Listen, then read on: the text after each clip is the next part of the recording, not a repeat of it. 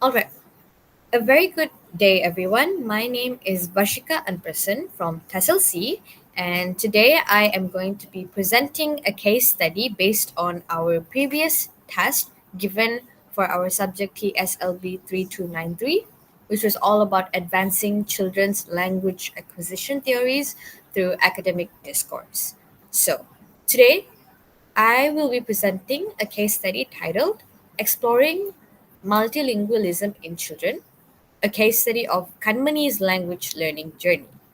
This study will investigate the language acquisition experience of a multilingual child in Malaysia and the factors that shape her linguistic development. Now, without further ado, let's move on to the next slide. All right. So, talking about language acquisition is influenced by bilingualism, multilingualism, and contextual exposure. Children's culture background, family influence, personality traits, and language learning experience play a key role in this, according to Hakkans 2022. This case study focuses on Kanmani, a 12-year-old multilingual learner, exploring how her environment impacts her language acquisition. Now, as we know, language learning is an intricate process shaped by many elements: home environment, school policies, cultural exposure, emotional connection, and even social context.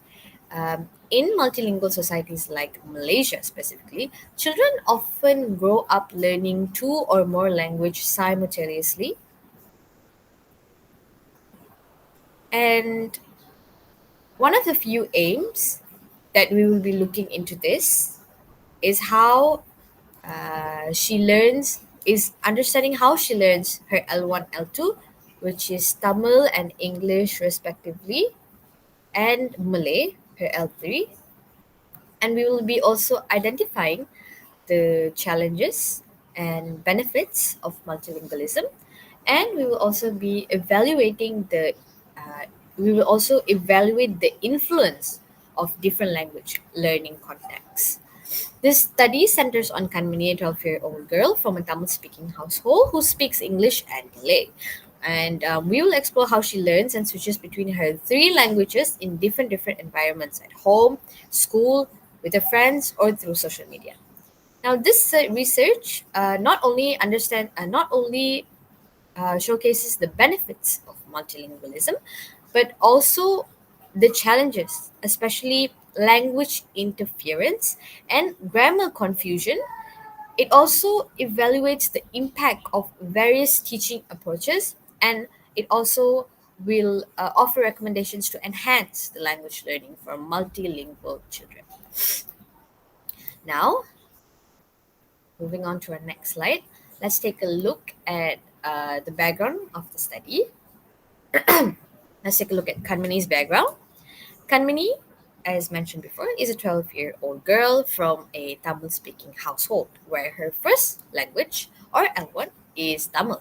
And she was introduced to English, her L2, in kindergarten and started learning Malay in her L3 in primary school.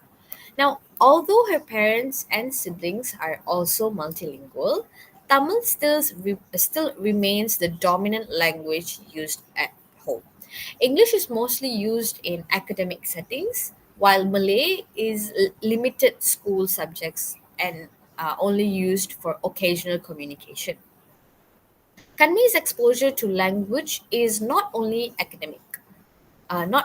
through academic. She also watches Tamil cartoons, English movies, and Malay films. These media help her build her vocabulary and pronunciation in all three of the languages, which is her L1, L2, L3, Tamil, English, Malay, respectively. Now, in social uh, in a social setting, however, she switches her language based on the groups that she talks to or she interacts with. Though she does face few challenges in when it comes to speaking in her L3 Malay, where she faces grammatical difficulties when she talks in Malay. And It also showcases language interference happening over there, right? So, since we're done with our background on Kanmini, let's take a look at the objective and how the study was conducted. Now, the objective of this case study is to explore Kadmani's experience as a multilingual learner and also to identify challenges and benefits of multilingualism from her perspective. Other than that, this is also to analyze how different environment impact her language acquisition. Lastly, the objective of this case is also to recommend effective strategies for supporting multilingual learners. Now, moving on to the research methodology side, this research was conducted through a qualitative case study approach. So, the researcher conducted a structured interview, which is me. I conducted a structured interview with 50 open ended questions and also made observations of her interaction while she was speaking. Uh, Her responses were analyzed thematically according to the themes bilingualism, learner context, learning environment, based on the four dimension, which is bilingualism, language context, learner context, and learning environment. So, according to these four dimensions, her responses were analyzed thematically. Moving on now, before we begin to dive deep into the findings of our case study, let me first introduce you guys to multilingualism and bilingualism. Now, uh,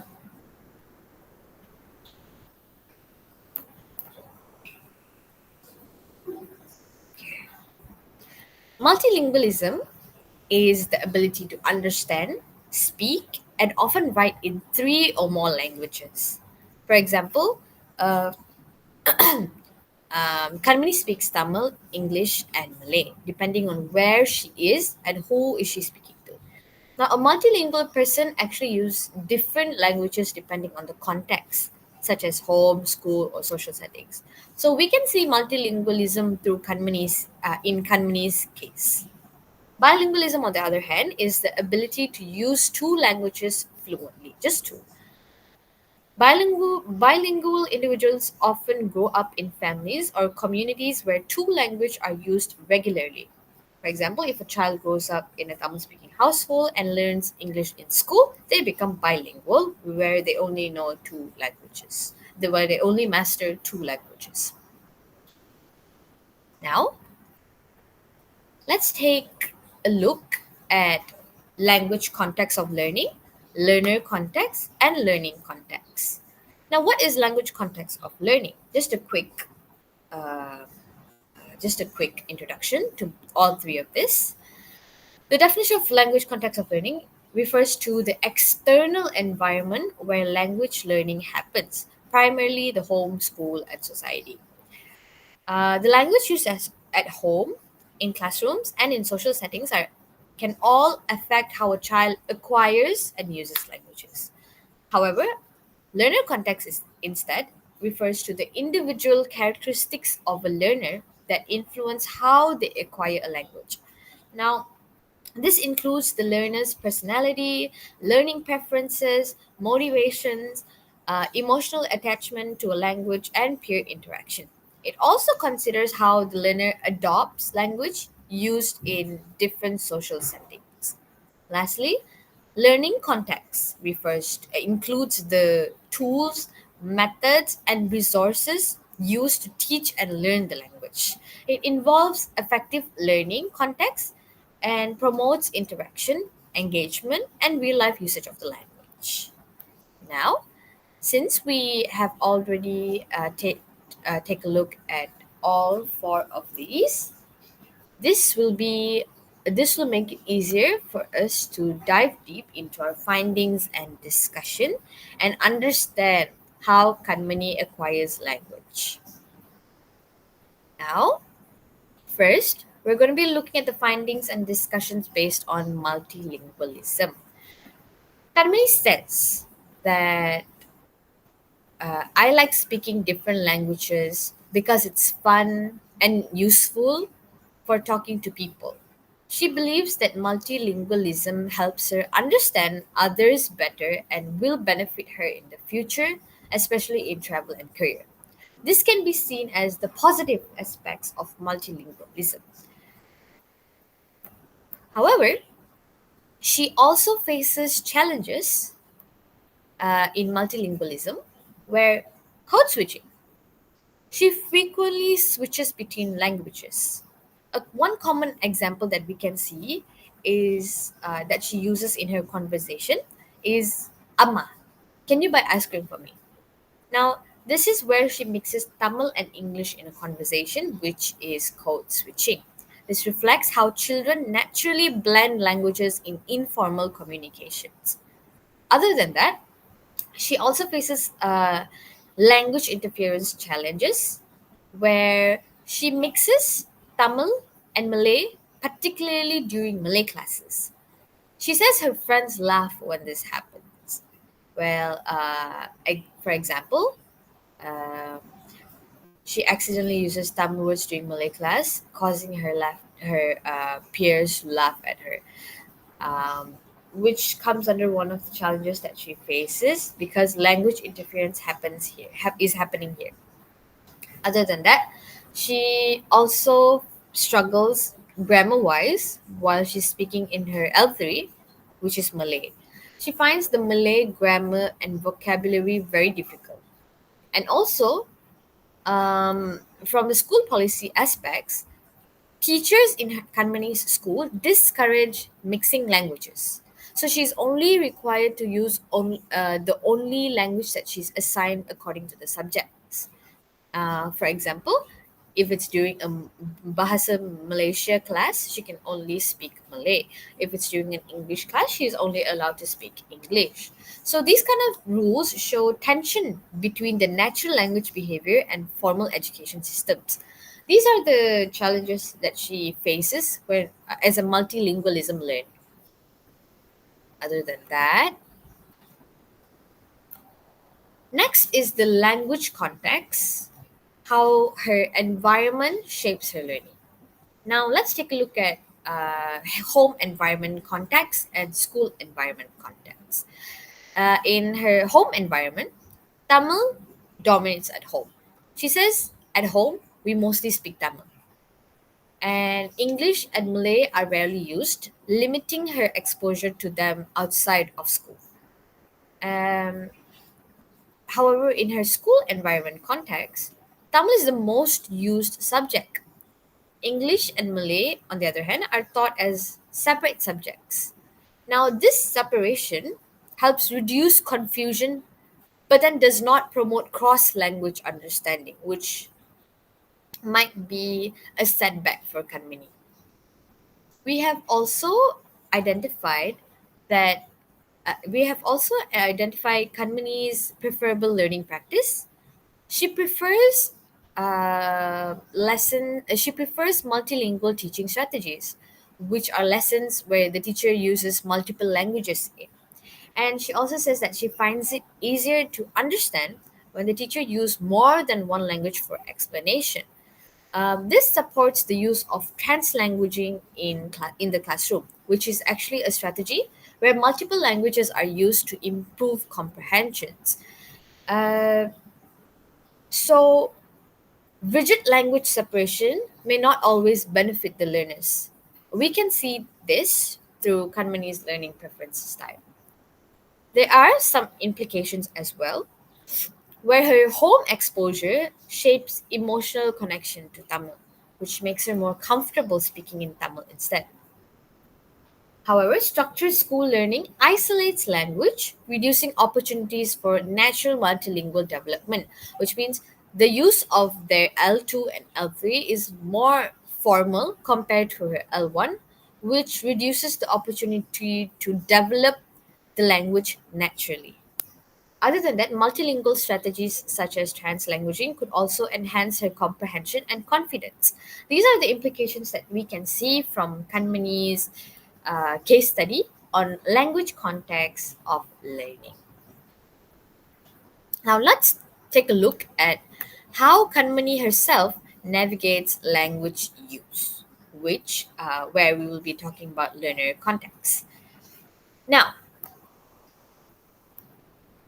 looking into peer interaction, Kanmani uses different languages depending on her social circle. For example, if she speaks Tamil with her Tamil friends, Malay with her Malay friends, and English with mixed groups. This demonstrates the social linguistic adaptation by tailoring her language to fit the social setting.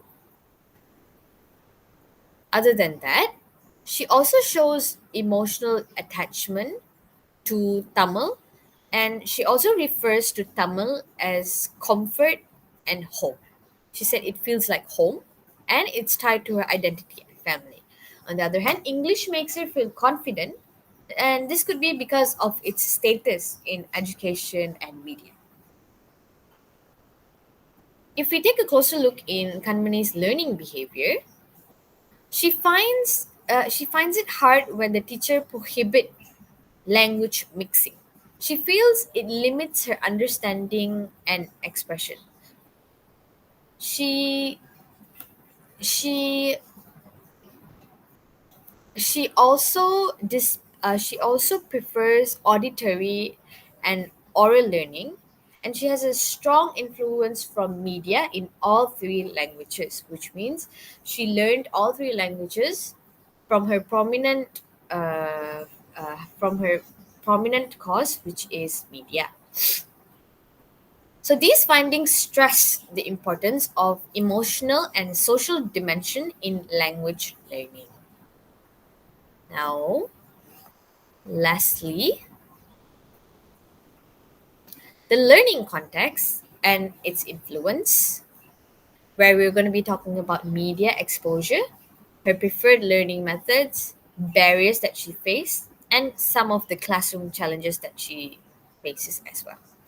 Now, media exposure voice. She watches lots of Tamil cartoons, English, and Malay films. Her love for these movies and cartoons contribute greatly to her vocabulary development, which aligns with Crescent's input hypothesis, uh, where language input in meaningful context enhances acquisition. This highlights the importance of comprehensible input. We can also see that her preferred learning methods is when she listens or speaks. She learns best through listening and speaking, and she also benefits from the interactive language exposure interactive language exposure like conversations that are seen in TV shows. She finds it she finds it interactive, and she thinks it's more to real life engagement, as she is an active learner to start with. However, she also faces some challenges in classroom where these monolingual policies actually hinder her understanding, preventing her from using her strongest language to support learning the weaker ones. If she does not use her stronger language, she cannot comprehend her weaker language, which would be L2, L3, which is her English and Malay. Now, uh, there's also translanguaging challenges where students can think or discuss in their L1 before responding in L2, which could be offered which could offer a better learning experience. But looking at Kanmani's rigid classroom atmosphere, this is slightly impossible. But having translanguaging in her classroom is very recommended, so it would make students it would help the students make better language connections while learning a language. All right. In conclusion, to summarize this case study, This case study reveals that multilingualism actually brings cognitive and social advantages, but it also presents specific learning challenges. Here are several key takeaways that we can take away from this case study on Kanmani's acquisition experience. So, we can see that Kanmani benefits from her ability to switch language between language and adapt to different contexts. Her learning is deeply affected by home language usage, school policies, and even media exposure. She can also be seen learning best through oral and auditory input, especially through engaging content such as TV shows and movies. However, she can be seen struggling with her Malay grammar and vocabulary.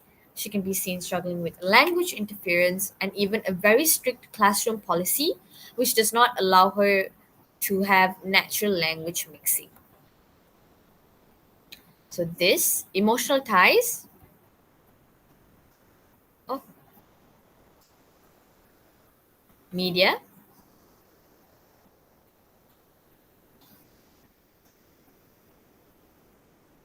rigid, rigid classroom language policies, and multilingual teaching strategies. These are the keywords and key takeaways that we can take from this particular case study. Emotional ties, exposure, and social use play a very critical role in language preference and confidence of Kanmini. Media and multilingual teaching strategies significantly aid in vocabulary development and engagement. Rigid classroom language policies, however, limit her expression and natural learning process. These are a few pictures, a few screenshots that was taken during the interview with Kanmani. She can be seen answering the Q&A actively. Now, here are my final thoughts on my presentation today. In conclusion, this study actually sheds light on everyday experience of a multilingual child. Kanmani's journey tells us that language learning is not just about grammar and vocabulary or tests and exams. It's also about identity, culture, comfort, and confidence.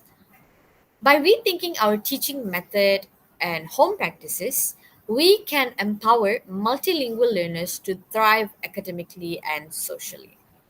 So, the education systems need to be inclusive, adaptive, and culturally responsive to truly support these multilingual students.